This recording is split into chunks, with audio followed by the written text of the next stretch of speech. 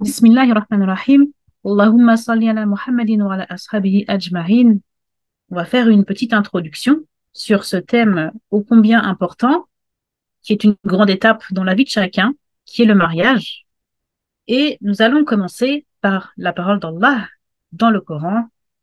Donc la traduction, parmi ces signes, et qu'il a créé pour vous à partir de vous-même des épouses afin que vous viviez en tranquillité avec elles et qu'il a établi entre vous des liens d'affection et de miséricorde.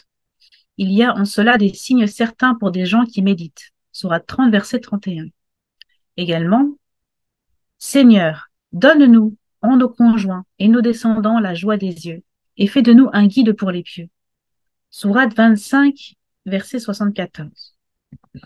Le mariage, quand il est réussi, il va nous donner un repos, un apaisement pour notre cœur, pour notre corps, même pour notre esprit, on peut dire. Il va nous donner une force, parce qu'il va nous donner une vie harmonieuse, une vie plus équilibrée. Et normalement, notre conjoint est censé être notre premier allié. Dans le Coran, Allah subhanahu wa ta'ala nous dit que les croyants et les croyantes sont alliés les uns les autres. Et qui est plus que les gens de notre famille et notre conjoint représente cet allié. Donc, le mariage va nous permettre de nous réaliser dans notre vie personnelle, mais aussi de nous réaliser spirituellement. Alors, ceci est l'idéal à laquelle l'islam enjoint, mais également, notre religion tient compte de la réalité, avec son lot de problèmes qui peut être parfois important, et il nous donne aussi des principes pour savoir comment gérer ces problèmes qui surviennent lors du mariage, lors de la vie de couple. En tout cas, Allah subhanahu wa ta'ala nous a montré aussi, au travers de la sunnah de son messager, sallallahu alayhi wa sallam, que le mariage est une aide qui va constituer la moitié de la religion. Et donc, dans ce hadith, où le prophète, sallallahu alayhi wa sallam, nous dit « Celui qu'Allah a pourvu d'une femme vertueuse l'a certes aidé sur une moitié de sa religion, qu'il craigne Allah dans la partie restante. » Rapporté par Al-Hakim dans son Mustadrak. Et actuellement, si nous voyons que cet idéal paraît assez faiblement atteint, ou paraît trop rarement atteint, nous voyons beaucoup de problèmes de célibat, de divorce. Et pour résoudre cela, les musulmans ont besoin de s'élever spirituellement, mais aussi, j'ai envie de dire, de mûrir psychologiquement. Alors, d'un point de vue spirituel, bien, déjà, lorsqu'on améliore sa relation avec Allah, en général, on va améliorer aussi notre relation avec les gens, hein, puisqu'on est plus apaisé, on a un meilleur comportement. Et donc, les bons fruits, en fin de compte, de cette spiritualité et de ce comportement, eh bien, ils vont rejaillir sur l'entourage. On va aussi beaucoup plus s'écarter des péchés dans tout ce qui est le domaine des relations hommes-femmes.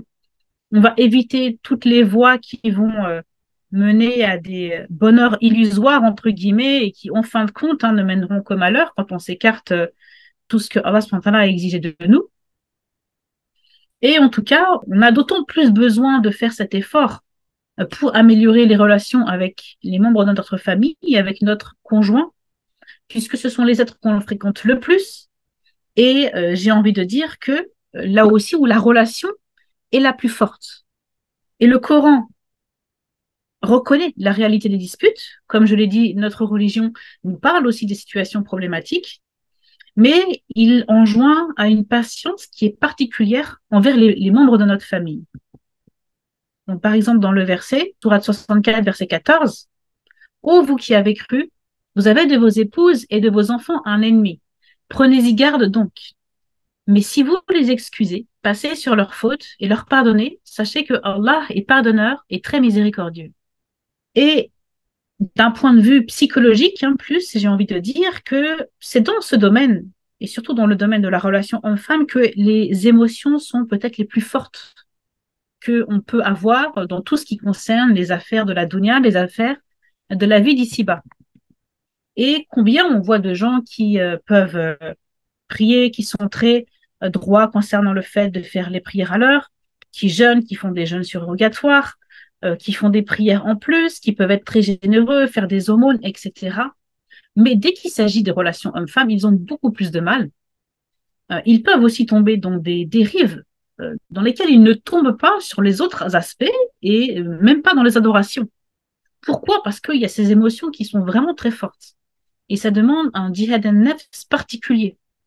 Ne pas tomber dans tout ce qui est haram, évidemment, déjà hors mariage, mais même lors du mariage, si aujourd'hui on a autant de divorces, on a autant même de déchirements qu'on voit avec les enfants qui sont pris un peu en otage de ce qui s'est passé entre les adultes et des situations difficiles pour les enfants, c'est parce que la gestion des émotions n'est pas présente.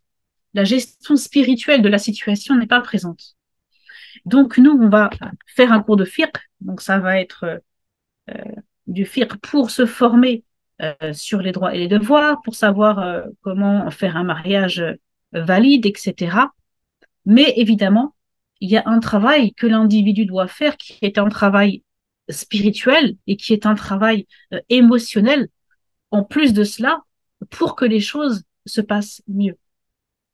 Et donc, on va essayer en tout cas, au travers de ce cours, de se former religieusement, donc sur tout ce qui concerne le mariage et tout ce qui concerne même certains aspects de la vie de famille, puisqu'il y aura des chapitres qui vont concerner les droits et devoirs des époux, qui vont concerner tous les aspects financiers envers les différents membres de la famille. Et en tout cas, on va dire que c'est la première étape.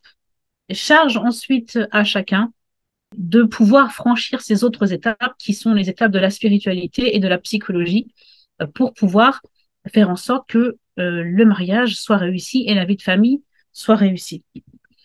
Et juste un petit dernier mot dans cette introduction, c'est que parmi aussi les difficultés que nous connaissons de nos jours et que peut-être d'autres générations n'ont pas connues, c'est quand même un bouleversement culturel puisque nous avons des musulmans qui avaient un certain mode de vie, une certaine organisation familiale, une certaine manière de faire des mariages dans leur pays d'origine et qui sont venus dans une société où les choses se passent d'une façon complètement différente, où le mode de vie est différent, le cadre est différent.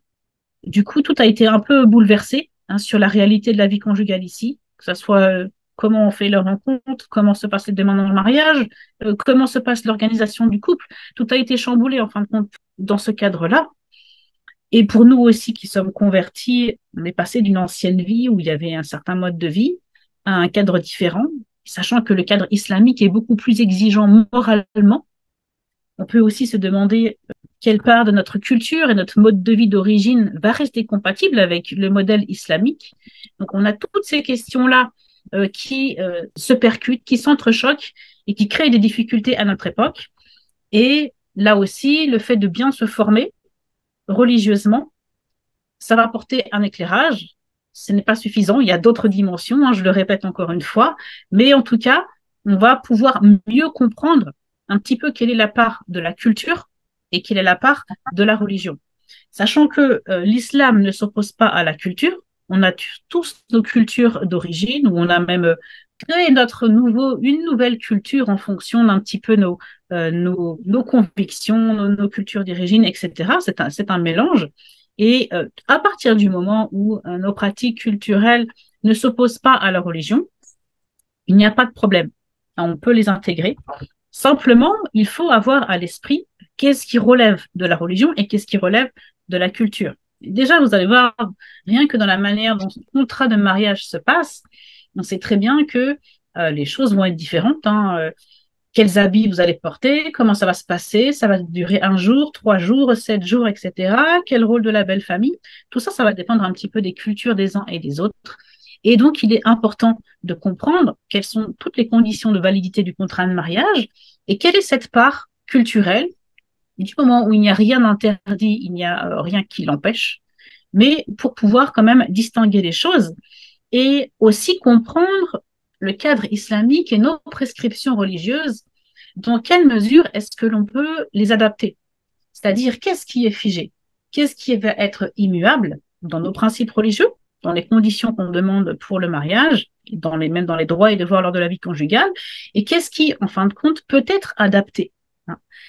Ce sont des choses qui existent en vérité depuis toujours dans le fiqh. Il n'y aura rien de nouveau, mais je trouve qu'à notre époque, on ne met pas assez l'accent sur cette adaptabilité qui est possible, et pourtant ça existe depuis toujours dans le fiqh comme je le dis, alors que le bouleversement culturel à laquelle on fait face demande une certaine adaptabilité et le fait de le comprendre, ça va permettre des fois de résoudre certains problèmes. Hein, aussi, les couples aujourd'hui ne fonctionnent plus de la même manière les uns et les autres. Donc, il faut comprendre un petit peu notre cadre islamique, comment il fonctionne et quelle flexibilité possible est-ce qu'il existe. On est là pour que vraiment les principes religieux qu'on va apprendre, ça nous serve dans la vie. On va essayer de les mettre en application et ça nous serve pour qu'on puisse réussir ce mariage, cette vie de famille et même conseiller autrui, hein, ceux qui sont déjà mariés. On voit beaucoup de jeunes qui ont aussi des problèmes pour arriver à se marier ou qui ont du mal lors du début de la vie conjugale, etc. On peut aussi jouer le rôle de bon conseil, comme le dit le hadith, la religion, c'est le bon conseil.